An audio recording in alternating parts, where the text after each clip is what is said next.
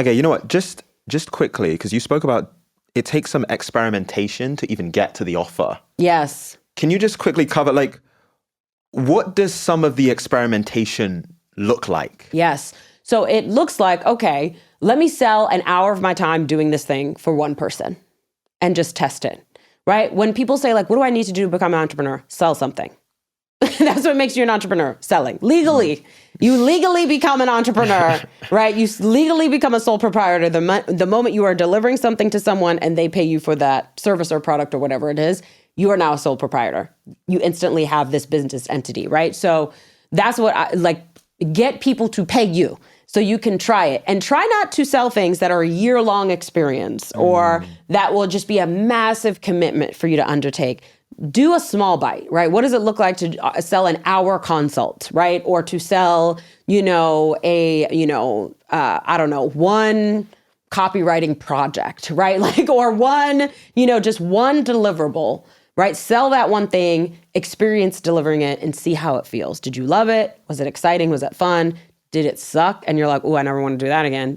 Like, it's all information that you're taking in. Entrepreneurship, it's not just in the beginning. The entire experience is testing. I still am testing to this day. Let's try it and see what happens, right? Like, it's just like, it's all testing. So the sooner you start testing and you recognize, like, this is what you're always going to be doing. Let's try this messaging and see if it works. Oh, they didn't like that. Let's try this messaging. Oh, that resonated. Great. Let's do more of that. Let's try these ads. Let's record 10 different ads and see which ones do well. Great. Get rid of all the ones that sucked. Keep running the ones that are good. That's what entrepreneurship is, constant trying things. Even when I hire people, I'm going to try you out for 90 days and you can try us out. And we're going to have check-ins every 30 days. And then at the end of the 90 days, we'll decide if this is working for both of us. And if it is, then you will become official team member. And this is what that looks like, benefits and all these other things. But in the first 90 days, we're trying it. Yeah. You know? We have to popularize like experimentation, experiments. Yes.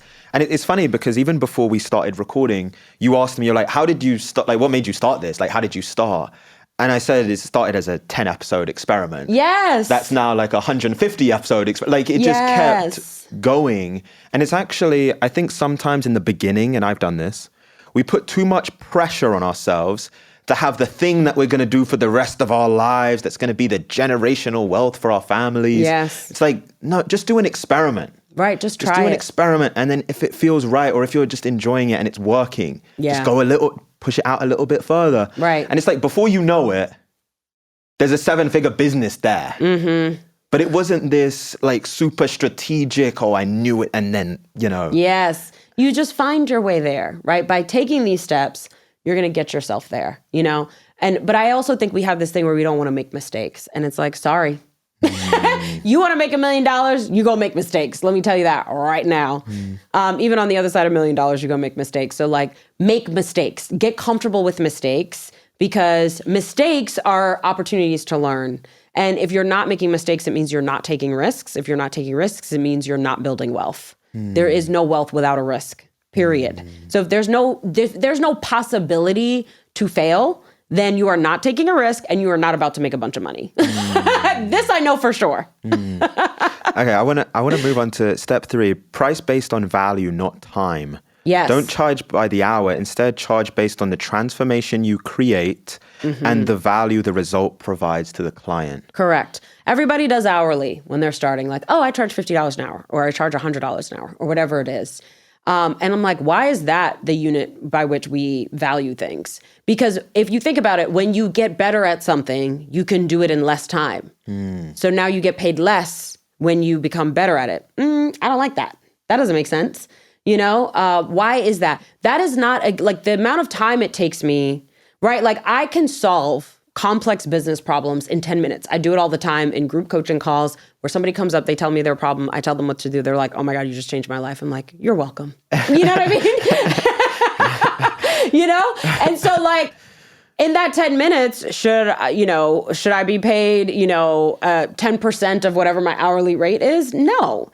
The value to that person is, if that just unlocked, hundreds of thousands of dollars in revenue to them, I could be charging so much more, right? So like, that's what it is. It's like, understand, and this is again about your client. You're making it about your client, not some stupid like metric that somebody came up with, 200 years ago that you're continuing to use. So instead of doing that, you say, okay, what is the value of what I'm offering to my client? What's going to change about their life, right? What's going to change about their business? What's going to change about their health, right? What's going to change for them? And what is the value of that transformation to them? And once you understand that, then you can find a price that makes sense, that represents that value, right? And that lets you know how much you could. So if I'm going to coach someone, and this is what happened to me, I did a VIP day. And I did it for $3,700. It was 8 hours of coaching. The person came in, they had like a business that was making like $95,000 a year. And she was selling like 2 or 3 different types of things. And she was like, I need to decide on an ideal client. I know I'm doing it wrong. And I need to take the time to fix it.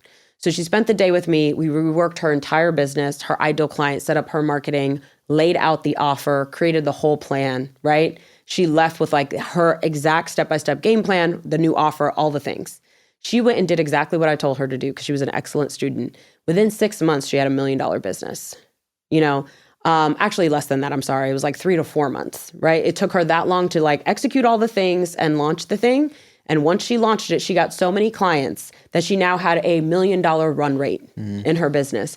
And I was like, never again. That was one of those other never again moments where I was like, I charged her $3,700 to 10x her revenue in mere months, right? That's a skill set that she now has forever, right? That she understands how to build $1 million business, which I'm so glad she has, right? And I'm just like, I could have been paid a whole lot more for that. How much was that worth to her? I could have easily charged $10,000, $25,000, $50,000, $100,000. I've had people pay me $100,000 to coach them, because what they're getting is millions of dollars in exchange, right? So it's like, know the value that you provide, so you understand the value you're providing, and then that way you are paid accordingly. And of course, you can always flex within the range and decide what you want to charge at any given time, but you need to know it, right? And knowing how you provide value to your client is so critical to your marketing. It's so critical to the function of the business, to your messaging. So knowing that not only helps you with your price, but everything. Yeah. Before we close out with the last couple of steps, I just think we're like just having such a real conversation, because it starts to almost come into like mindset and belief of like, I think we criminally undercharge for things that we're great at.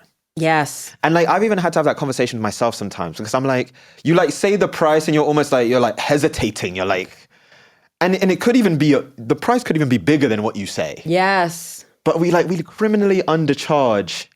Why is that? It goes back to like step 1. You don't understand how you provide value. You understand that you're uniquely situated to provide that value.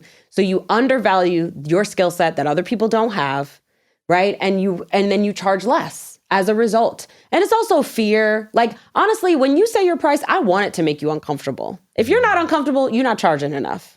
You're undercharging because you're trying to stay safe and you just want a yes. And it's like, if you get a quick yes, you undercharged, my friend. You need to be charging more, right? When you get a quick yes. It should not be quick. Okay? It should be like, let me think about it. There should be some hesitation. I want some waffling before you decide. That's how you know it's the right price, because they're like, oh, the value is there. Oh, but I kind of don't want to pay it. Oh, but I want the result. Okay, fine, I'm going to pay it, Yeah. And that's what you want. If they're like, done, right? You're like, oh, damn it. You know what I mean? I played myself. Yeah. And so like, you're the boss. You're in charge of your own money, right? You're in charge of your own raise and what you get paid. So pay yourself well. Don't, first of all, you went out into the world. You worked for employers that undervalued you.